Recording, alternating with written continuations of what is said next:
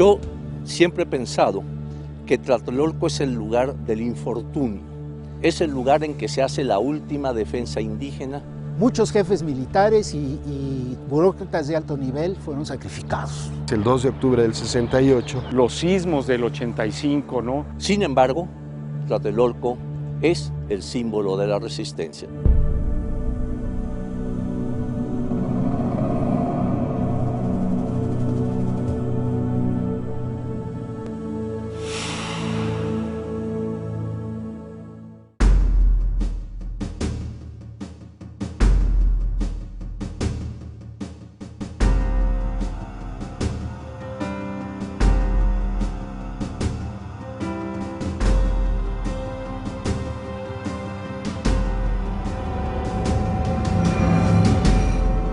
El 8 de abril de 1944 se inician de manera sistemática las exploraciones científicas sobre la antigua ciudad prehispánica de Tlatelolco, cuya complejidad y singularidad le otorgan en la historia un lugar propio.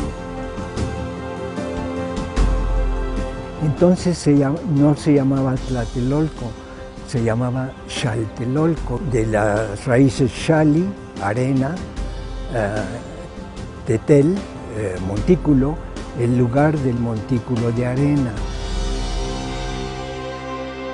La intención en el momento de la creación del proyecto es contrastar México-Tenochtitlan, México-Tlatelolco a través de sus vestigios, poder dilucidar a través de la arqueología el por qué un solo grupo, el mexica, de todos los que existían en Mesoamérica, va a construir dos ciudades. Son los pares opuestos, ¿no? La parte norte, que es donde estamos, de la ciudad prehispánica, la parte fría, la parte femenina, versus la parte sur, que es donde está el Templo Mayor de México Tenochtitlan, que sería la parte caliente, la parte masculina, la sede del poder ideológico, ¿no? Ambos eran mexicas, nunca dejaron de serlo, pero allá se definieron como tenochcas por la fundación de Tenochtitlan y aquí por la fundación de Tlatelolco, de la cual mucha información de la que conocemos de la historia tlatelolca proviene de fuentes tenochcas. Entender a los mexica tlatelolcas implica el reto de armar un gran rompecabezas que entre arqueología y documentos históricos ha permitido a los estudiosos desentrañar parte de ese mundo complejo. Se ha buscado reconstruir la ciudad partiendo de las trazas constructivas que lograron pervivir a pesar de los embates. A manera de cimientos, es uno de los puntos de partida para adentrarse al pensamiento de sus aguerridos pobladores. Generalmente los arqueólogos utilizan las fuentes históricas escritas, aunque siempre hay este problema de las fechas. Por ejemplo, no tenemos una fecha precisa para la fundación de Tenochtitlan. La oficial es 1325 y la oficial para Tlatelolco es 1337. Sin embargo, hay otras fuentes que mencionan otras fechas, ¿no? Yo creo que todavía necesitamos más metodología, más análisis para comprobar más la relación que hay entre la fuente escrita y la arqueología.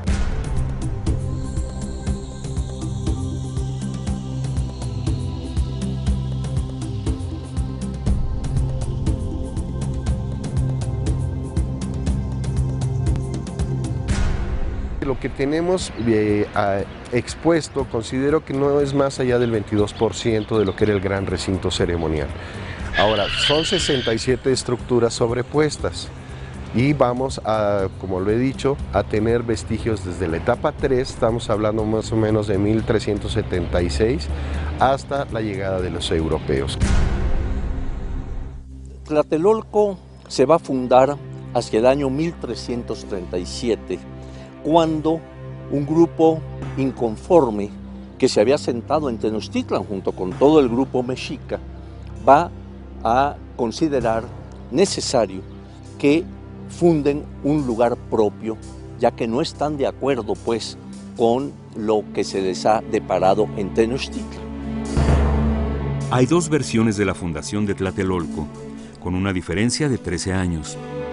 Fecha emblemática que forma parte de una larga historia de disputas, de encuentros y desencuentros, de solidaridad y de guerra entre Tenochtitlan y Tlatelolco, y que se suma a la confrontación por definir el carácter que cada ciudad debería ostentar. Hay varios mitos. Unos nos dicen, de acuerdo, por ejemplo, el mapa de Sigüenza, que la fundación de las ciudades es simultánea, que cuando están en Chapultepec están discutiendo, se forman dos grupos y aparece Huitzilopochtli y deja caer dos tlaquimilolis, dos envoltorios sagrados. Y en estos tlaquimilolis, al abrir el primero, van a encontrar una piedra de jade, una piedra verde, piedra maravillosa, y empiezan a pelear hasta que se forman realmente dos grupos. Les pregunta por qué pelean por la piedra si aún no han abierto el segundo envoltorio, el segundo tlaquimiloli. Le dan la razón, lo abren y solamente encuentran dos palitos y regresan a pelear por la piedra. Nuevamente aparece Huitzilopochtli y da una orden. Dicen, tome este grupo, el Chalchihuitl, el gran jade, la piedra verde, váyanse y funden Tlatelolco. Y a los otros, quédense con los palitos porque son más importantes. Con ellos les va a enseñar a hacer el fuego nuevo. Es decir, les está dando el vértice sagrado de su cosmograma.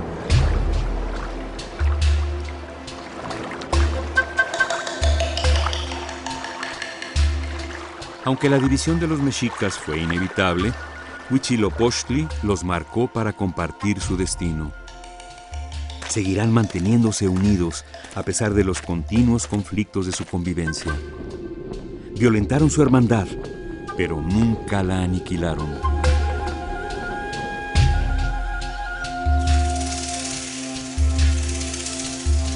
Otras fuentes nos dicen que no, que primero se fundó Tlatelolco.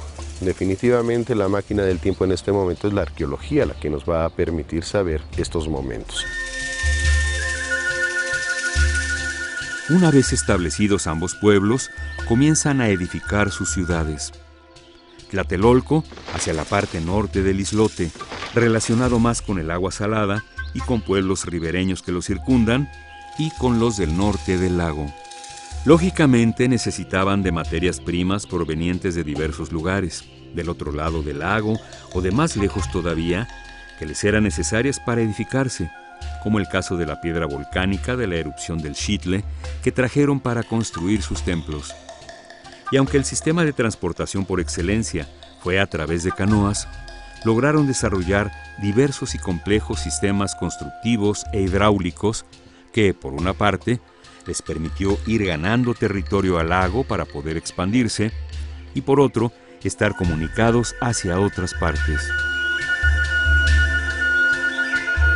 Durante este crecimiento, comienza el tiempo de guerras y de alianzas con los más poderosos.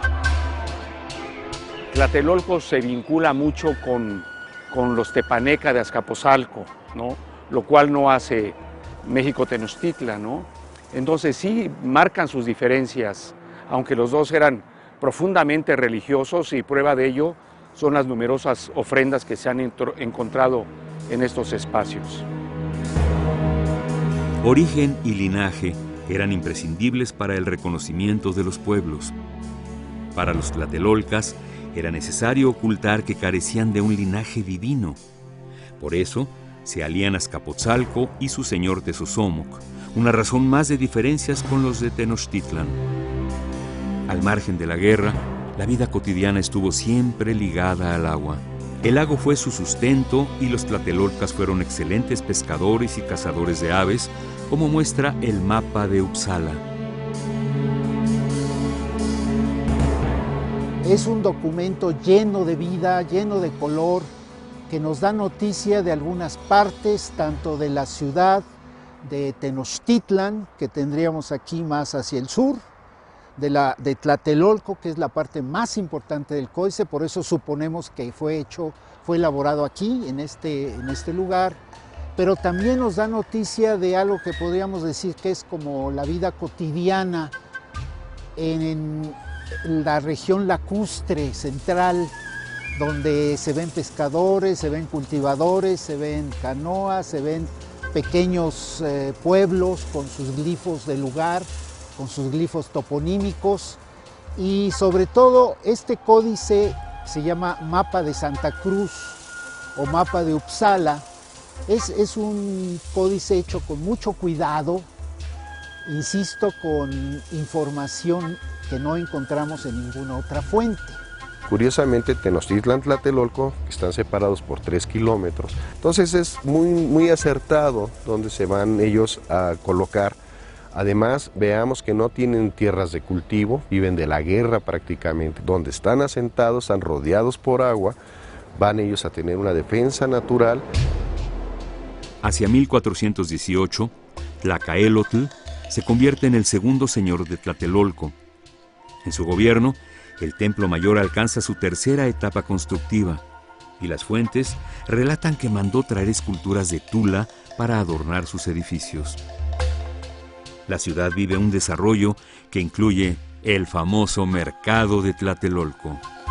El mercado, del cual tenemos descripciones sobre todo de los españoles, de Cortés y de Bernal Díaz del Castillo, que ha de haber sido, y si me permiten, el símil, el World Trade Center del centro de México. Era un supermercado. Es uno de los orígenes del poder Tlatelolca, era sus gremios de pochtecas, de comerciantes. Eran comerciantes de larga distancia.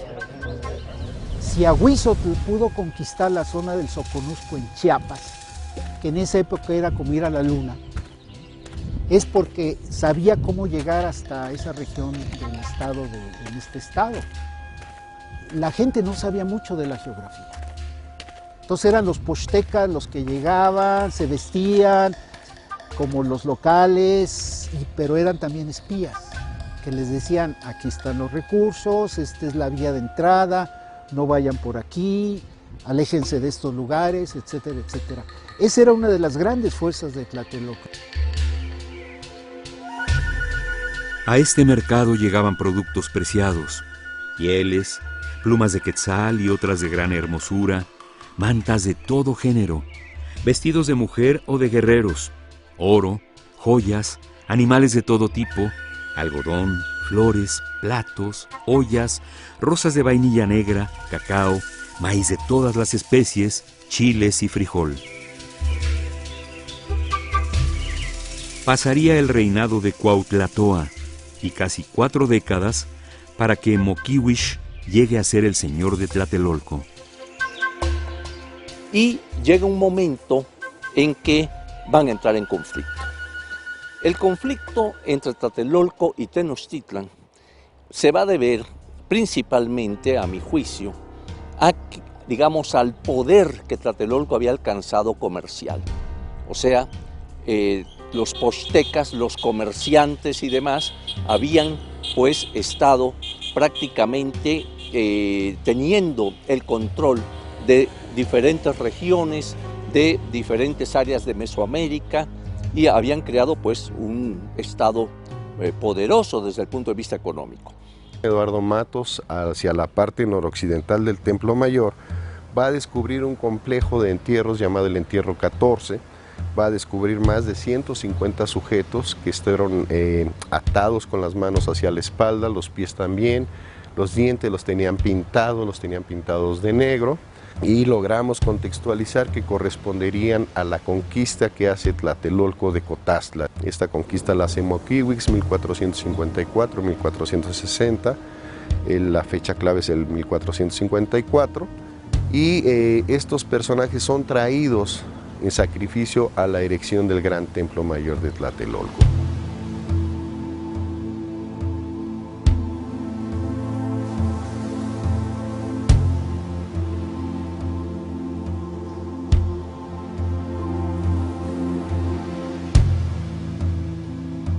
Moquihuix va a tener una gran fiebre constructiva y empieza a construir grandes cantidades de edificios. En el patio sur vemos el hacinamiento desde la etapa 3 en el templo de Hécatl, Vean que el límite del templo mayor viene su muro pegado a lo que es el templo calendárico, que pertenece a la etapa 5. Atrás vienen los templos rojos, los altares son Pantli del patio sur, que era una gran plaza muy armónica, que va a ser de la etapa 4. Hay una construcción tras otra, y esto nos dicen las crónicas cómo Moquihuix pretendía afrentar a sus hermanos de Tenochtitlan, que construye un gran templo mayor, mucho más hermoso que el de Tenochtitlan, que es el que va a producir una gran envidia que va a desembocar en la guerra de 1473. La guerra inició en la madrugada del 30 de julio de 1473. Moquihuix vestía de Quetzalhuexolotl y Axayácatl un traje de Xicotótec.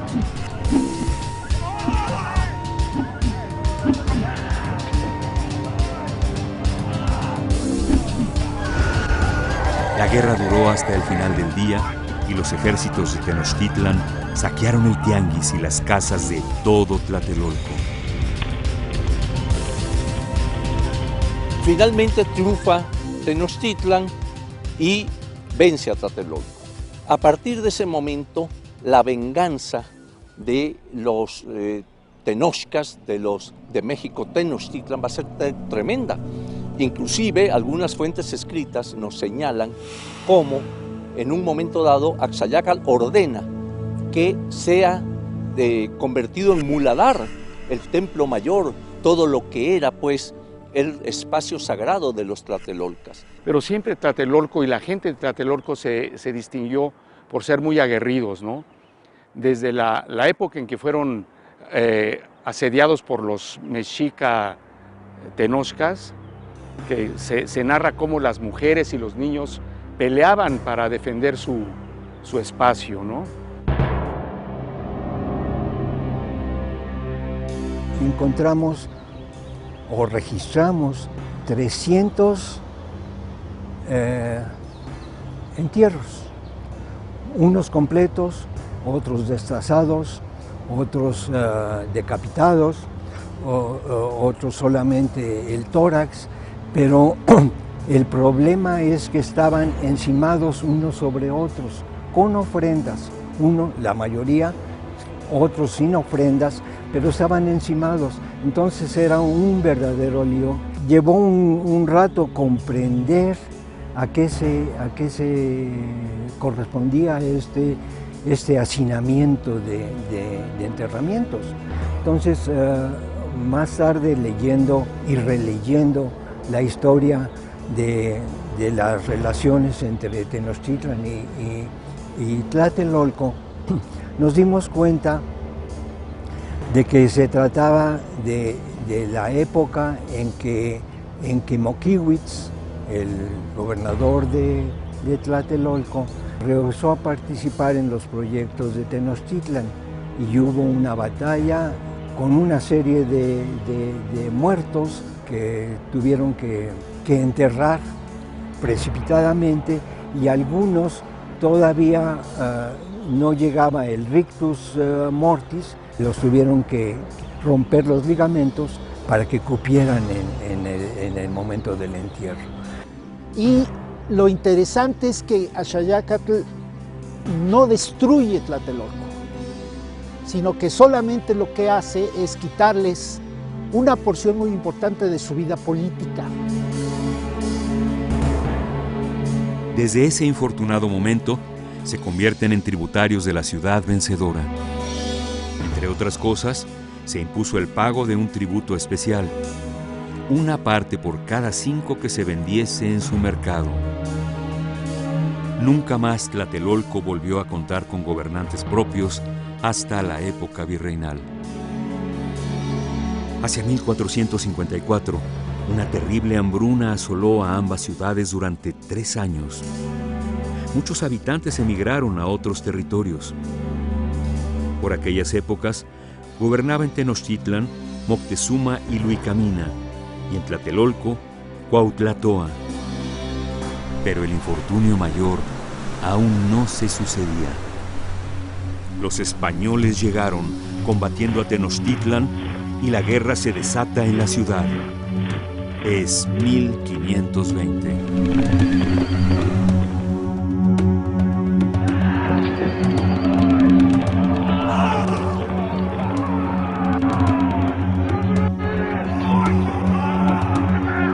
No se puede entender el México en la época de la conquista sin entender a Tlatelolco. Las fuentes etnohistóricas nos van a señalar cómo Tlatelolco es el lugar de la resistencia. A la muerte de Moctezuma, Cuitláhuac es entronizado. Muere a los 40 días por la viruela, por estas epidemias que son importadas por los europeos, y quien va a ser entronizado para Tenochtitlan y Tlatelolco va a ser Cuauhtémoc. Cuauhtémoc está casado con una princesa de Tlatelolco, una descendiente de Moquihuix, y decide huir, abandonar Tenochtitlan y venirse a refugiar a Tlatelolco.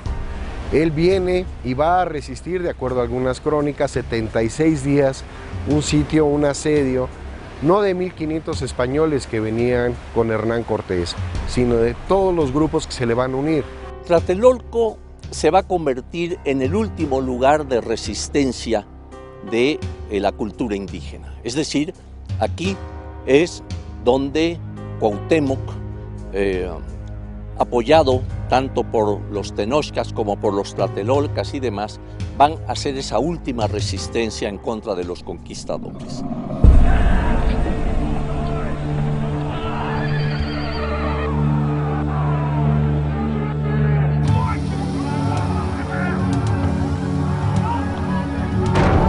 Cuauhtémoc es sitiado en Tlatelolco. Algunas fuentes afirman que la ciudad sufrió sin agua potable por 76 días, otras que fueron 90.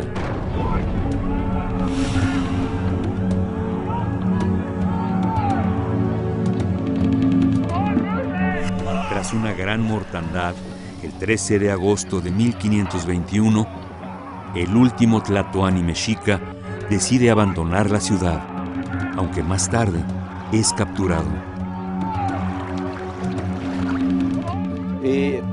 Sabemos cómo finalmente es hecho prisionero Cuauhtémoc, llevado ante Cortés, ¿verdad? Y dice: Señor Malinche, he hecho lo posible en defensa de mi ciudad y ya no puedo más. Por lo tanto, toma el puñal que tienes en el cinto y mátame luego con él.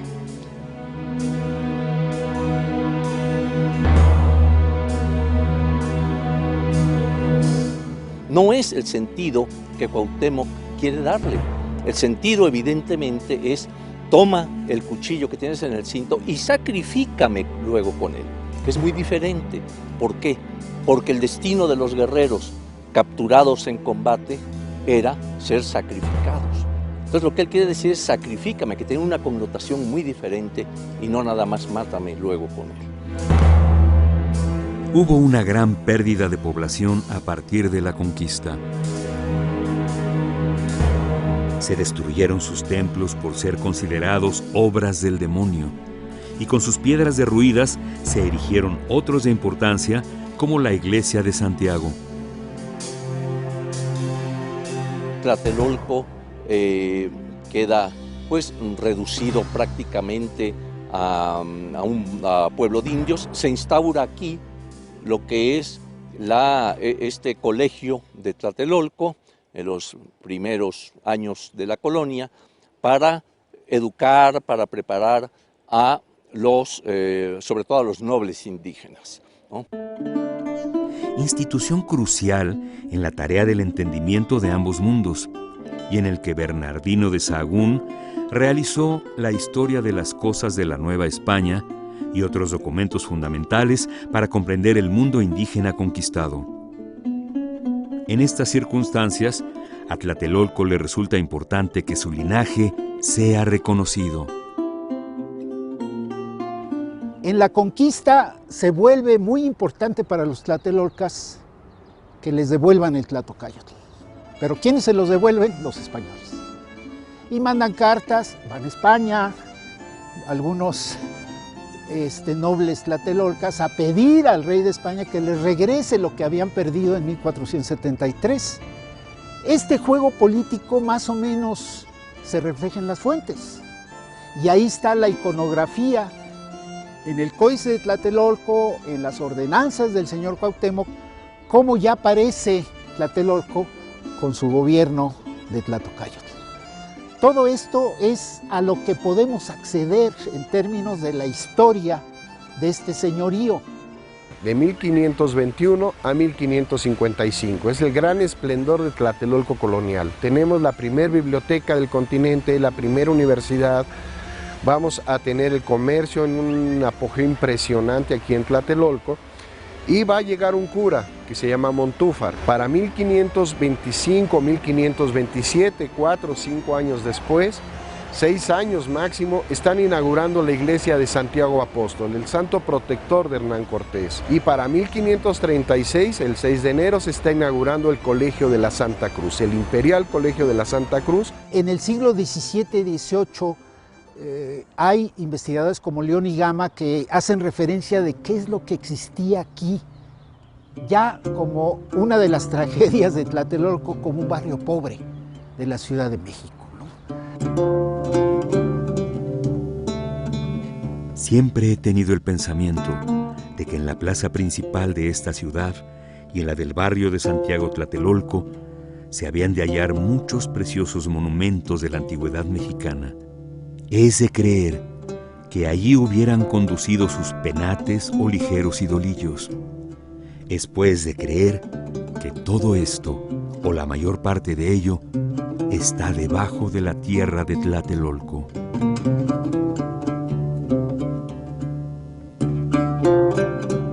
De aquí, del Colegio de la Santa Cruz de Tlatelolco, salieron grandes obras, la obra de Sahagún, de Andrés de Olmos, de Torquemada, de Juan Badiano, en fin, como que siempre se distinguió desde la época novohispana, quizá fines del siglo XVI, fue tal la efervescencia por tener objetos de la época prehispánica que los mismos españoles les piden a los indígenas que vivían en este barrio de Tlatelolco indígena, que reprodujeran objetos prehispánicos para enviarlos a Europa, ¿no? como cuestiones exóticas, ¿no? Humboldt tenía unos intereses extraordinarios sobre todo.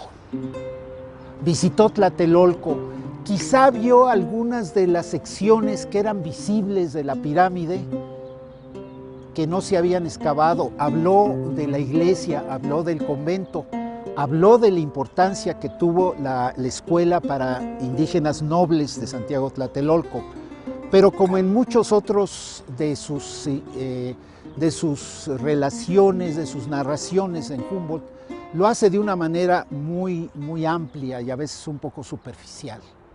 No hay nada así tan, vamos a decir, tan lleno de información hasta el siglo XX.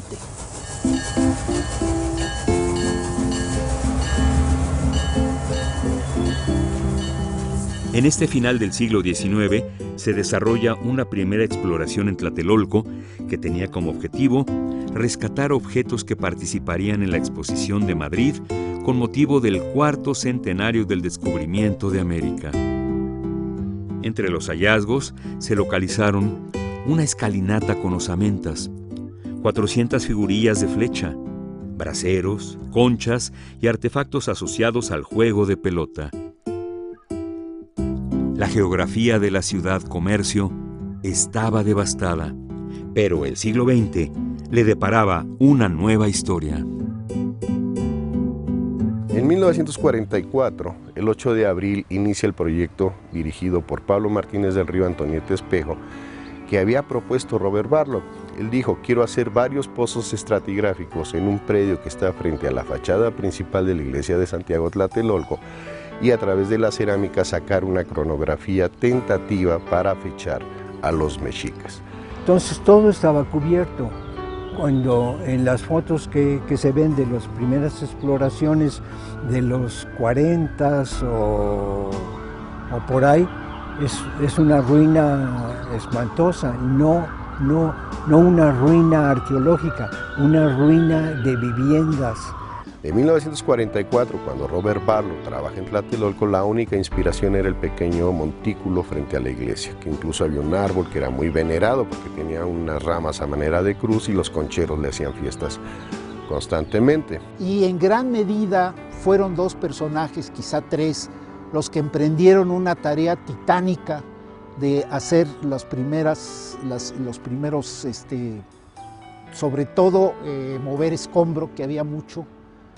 Y esas tres personas fueron Pablo Martínez del Río, Robert Barlow y Antonieta Espejo. Ellos poco a poco fueron desenterrando sobre todo la pirámide principal. A la par se desarrolló un proyecto muy sordo, muy lento de hacer un gran archivo. Y este archivo fue precisamente recuperar planos, fotografías desde 1944 que inició Antonieta Espejo, Pablo Martínez del Río, Robert Barlow. Al ser considerado Tlatelolco un barrio periférico, se destinó como zona industrial. Se ubicaron entonces almacenes para Ferrocarriles Nacionales de México y la fábrica de aceros La Consolidada, en donde trabajaba el ingeniero Robert Witt Klaner, quien después se convierte en arqueólogo.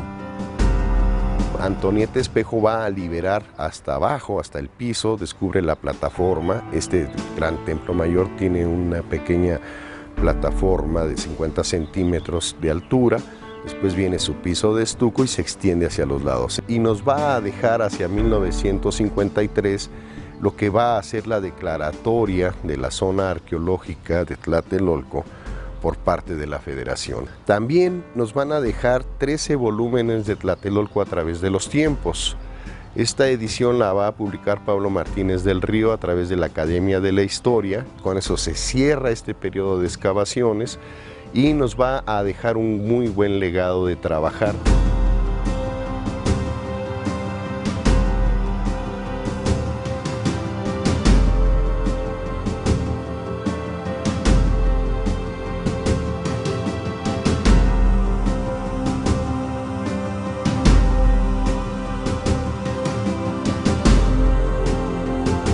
Y un punto de cambio excepcional que se da aquí es la construcción de los edificios de los alrededores en la época del presidente López Mateos, la unidad Nonualco-Tlatelolco.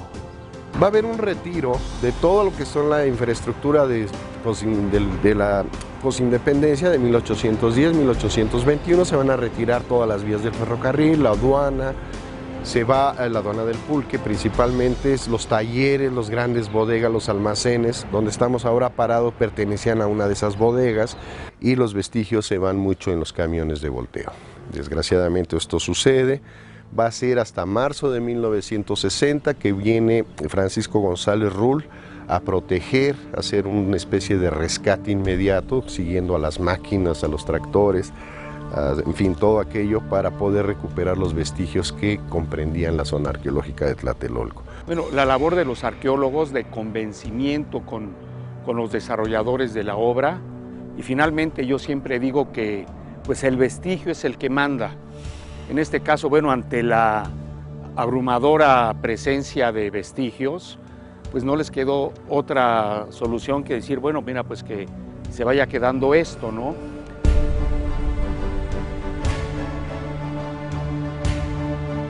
Vista general de los primeros trabajos de cimentación de uno de los edificios del conjunto. Podemos contemplar al fondo la vieja iglesia de Santiago Tlatelolco.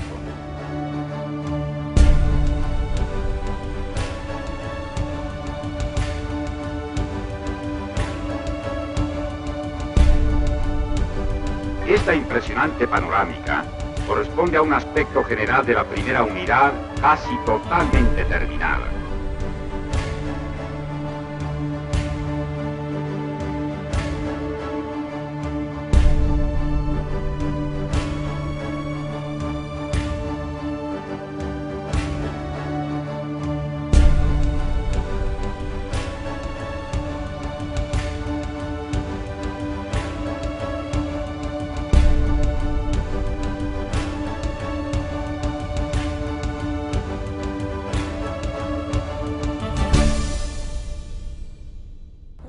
todos estábamos trabajando igual.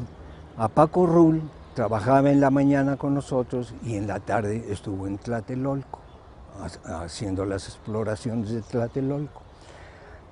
Esto fue, en esa época habíamos muy pocos estudiantes o muy poca gente dedicada a estas labores y teníamos que trabajar 2 turnos, mañana y tarde, y en la noche estudiar lo que era la escuela de antropología. Pero era muy excitante, no era ningún sacrificio, era puro placer. Lo que ahora es la Plaza de las Tres Culturas, hacia la parte noreste del gran conjunto, al norte de la iglesia de Santiago, ahí Francisco González Rull va a descubrir más de 9 habitaciones, muy grandes, muy espaciosas, todas clausuradas, que pertenecerían a la etapa 3 del gran recinto ceremonial, 1428, 1440 aproximadamente, y en esas habitaciones va a descubrir muros hechos de adobe con recubrimientos de pintura mural. Tenemos 35 fragmentos de pintura mural que recuperó Baltasar Trejo. González Rull trabaja ese espacio y encuentra un altar que pertenecería al interior de las habitaciones, donde estarían los sacerdotes que tendrían el control de todo este gran recinto ceremonial. Y se descubre otro gran altar central, también perteneciente a esas habitaciones. Repito, son aproximadamente 34 edificaciones que conocemos, que la gente no puede ver, están en el subsuelo.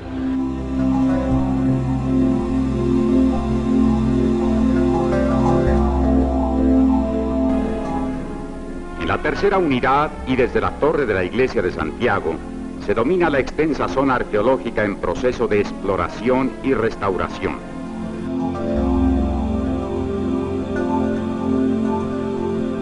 Él generó muchísima información sobre la cerámica, sobre la lítica, sobre las ofrendas, sobre pintura mural, o él tenía una capacidad de recrear toda esa información realmente admirable, ¿no?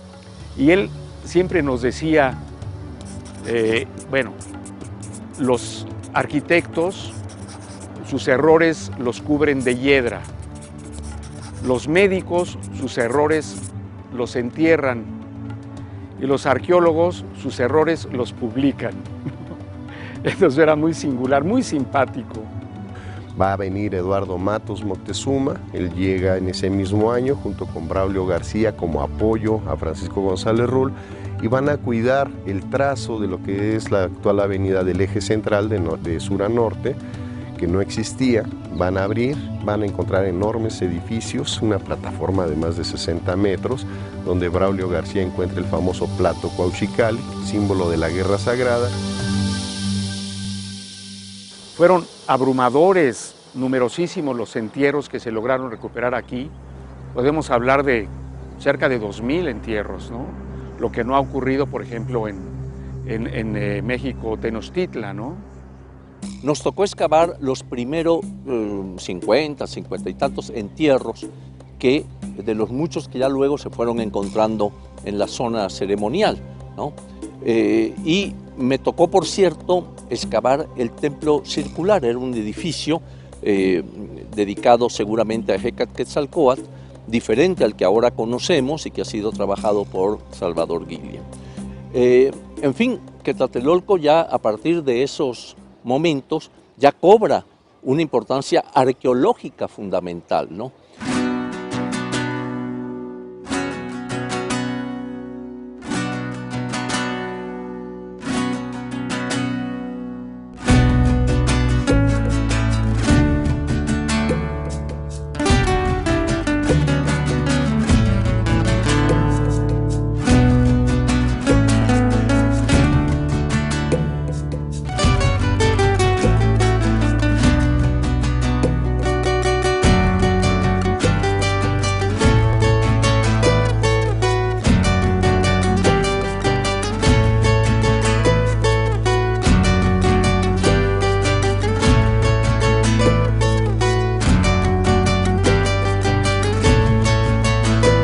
Desgraciadamente, a la llegada de lo que es el 2 de octubre del 68, Las instrucciones van a ser de que Tlatelolco deje de ser ocupado por el Instituto Nacional de Antropología e Historia, se le cede a Relaciones Exteriores el convento y todos los acervos se van a desperdigar, vamos a decirlo de esa forma, se van a dispersar. Aquí en Tlatelolco viene Alberto Ruz Lulier, que es el que logra ya los trabajos de González Rull, Antonieta Espejo, Matos, de todos grandes equipos que habían trabajado desde el 44, lograron ampliar el perímetro de lo que es la zona arqueológica.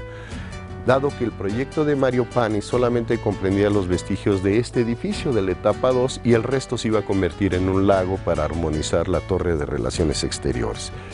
Afortunadamente, Alberto Ruz, junto con Eduardo Contreras Sánchez, logran que ese proyecto del lago no se lleve a cabo, que los vestigios queden a la vista. Repito, son 67 estructuras visibles.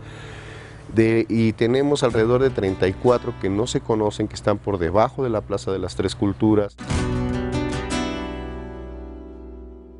Después de haber dejado Palenque, don Alberto Ruz hizo los primeros andadores para visitar Tlatelolco. En uno de esos andadores, al estarlos excavando, encontraron unos esqueletos, dos esqueletos que estaban entrelazados los brazos y los apodaron los amantes, que quedaban cerca de uno de los andadores. Entonces don Alberto tuvo la idea de que se conservaran y se quedaran ahí para la visita. Me tocó a mí el paquete de conservarlos y dejarlos expuestos. Los niveles freáticos de Tlatelolco humedecían el ambiente en donde estaban los famosos amantes. Entonces no había cómo conservarlos. Un agente de ventas norteamericano que estaba en México se enteró de este proyecto y nos ofreció al Departamento de Conservación un producto que, como recuerdo, era de nombre AP, que mezclando la tierra con este producto se hacía impermeable. Entonces lo que hicimos fue hacer una excavación abajo de los amantes para meter este producto, y así se hizo y se quedó.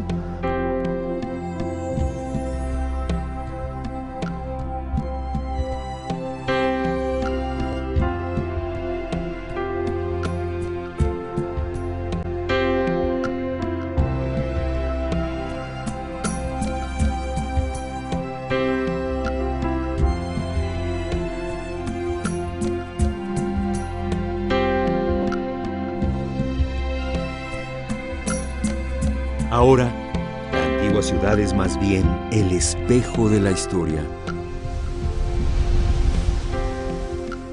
Es una ventana al pasado a través de los vestigios prehispánicos, de las edificaciones virreinales y del vertiginoso crecimiento del siglo XX que transcurre hasta la década de los 80, en que un nuevo infortunio sacude a Tlatelolco.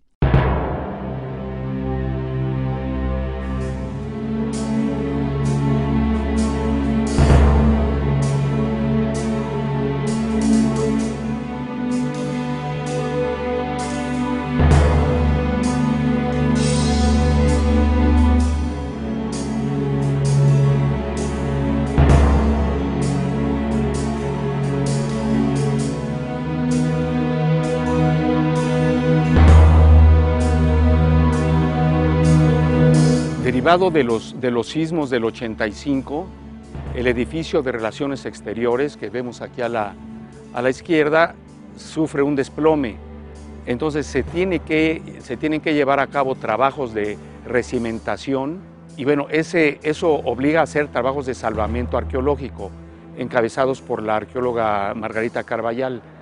Y a través de ese proyecto que dura 3, 4 años, no recuerdo, se recuperan también muchísimas ofrendas singulares, cetros de madera, dinteles de madera de pino, labrados, un temazcal, un embarcadero, estructuras, áreas habitacionales. Entonces eso permitió, esa investigación permitió recuperar mucha información. De manera exitosa y admirable se encontró en Tlatelolco un temazcal que se usaba en una de las zonas, que se encontró en una de las zonas que después sería un edificio de la Secretaría de Relaciones Exteriores. El temazcal es un espacio donde se dejan los pecados, los dolores. Tenía fines curativos y tenía fines simbólicos e ideológicos, ¿no? Es un renacer.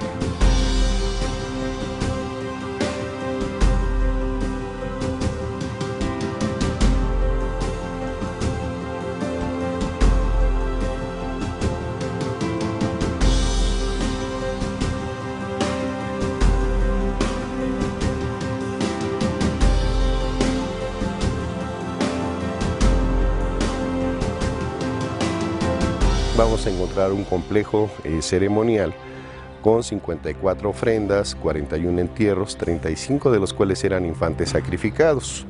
Este trabajo nos va a llevar 3 temporadas de excavaciones que culminamos en 1989, que también nos va a permitir excavar en el templo calendárico.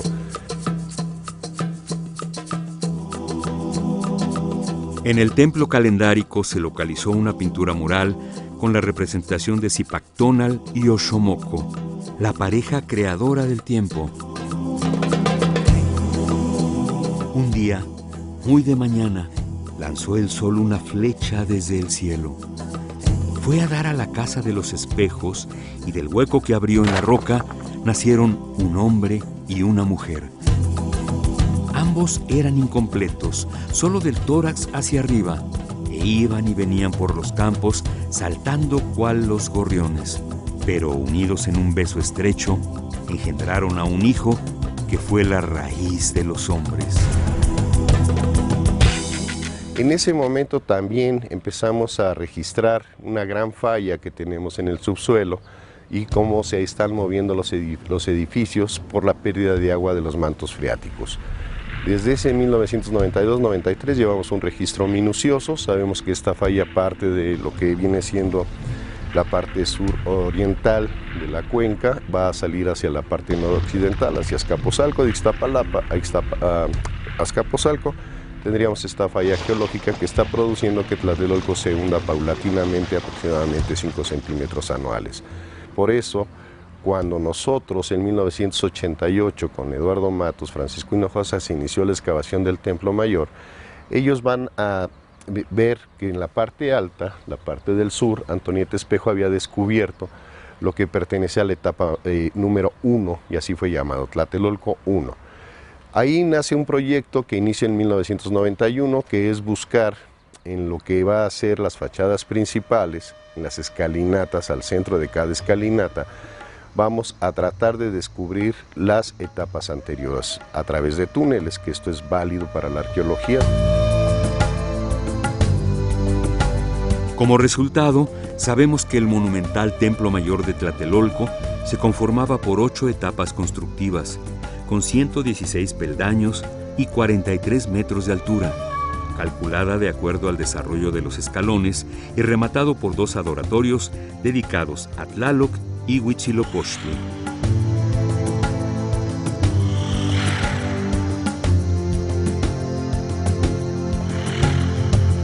En ese año del 2002 logré recuperar y descubrir lo que es la caja de agua. Contamos con un gran apoyo de la Secretaría de Relaciones Exteriores, nos cedió el espacio y ahora tenemos el Museo de la Caja de Agua con una pintura mural única. Considero que es la primera en el continente americano hecha entre indígenas y europeos.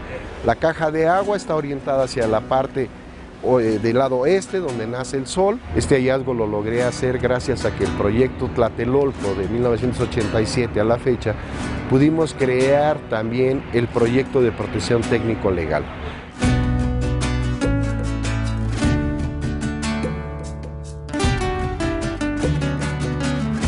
El sorprendente hallazgo de la caja de agua del Imperial Colegio de la Santa Cruz de Santiago de Tlatelolco es ejemplo de la transición del mundo prehispánico al virreinal. Fue construida para proveer de agua potable y regar los huertos, pero diseñada bajo una perspectiva estética que expresa el nuevo orden religioso. Pintura única en su género, con ilustraciones al estilo de los códices florentino, Uppsala o Azcatitlán.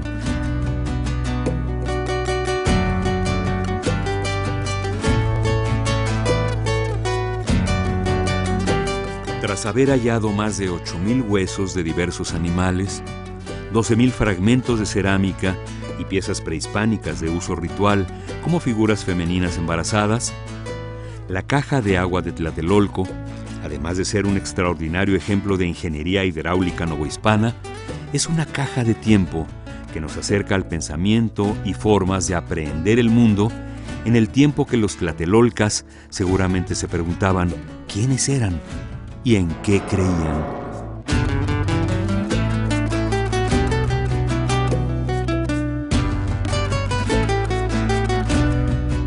El año pasado, en 2013, la Comisión Federal de Electricidad empieza a hacer acometidas de energía para renovar todo el sistema que ya tiene 50 años, y en ese momento descubrimos nuevamente otro pequeño altar circular en un espacio no mayor a 2 metros cuadrados, en el que recuperamos 16 entierros, 11 de los cuales son infantes, y en este momento estamos trabajando toda la parafernalia para comprender en qué momento del gran recinto ceremonial fue depositado esto a manera de ofrenda.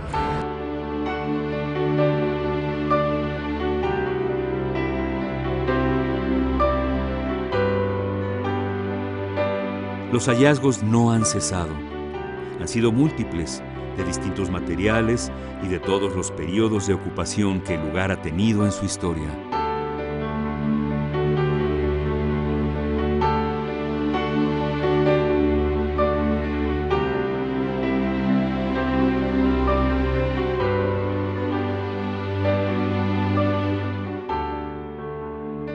Hemos encontrado entierros, hemos encontrado vajillas casi completas.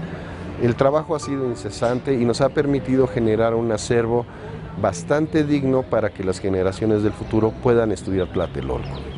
Arqueólogos jóvenes han sido entrenados aquí en Tlatelolco. En general, la arqueología de Tlatelolco ha funcionado, tenemos más información, tenemos más datos. Yo creo que todavía hay mucho que aprender de las fuentes históricas y nosotros los historiadores aprender de la arqueología. Los retos de Tlatelolco actualmente y para el futuro son el poder consolidar el conocimiento que se está generando a partir de las investigaciones, y otro gran reto es el poder hacer convivir la ciudad moderna con los vestigios que siguen estando ahí debajo, ¿no? En fin, que actualmente el Instituto Nacional de Antropología sigue poniendo atención en una zona arqueológica que, al fin y al cabo, fue el último lugar de la resistencia indígena.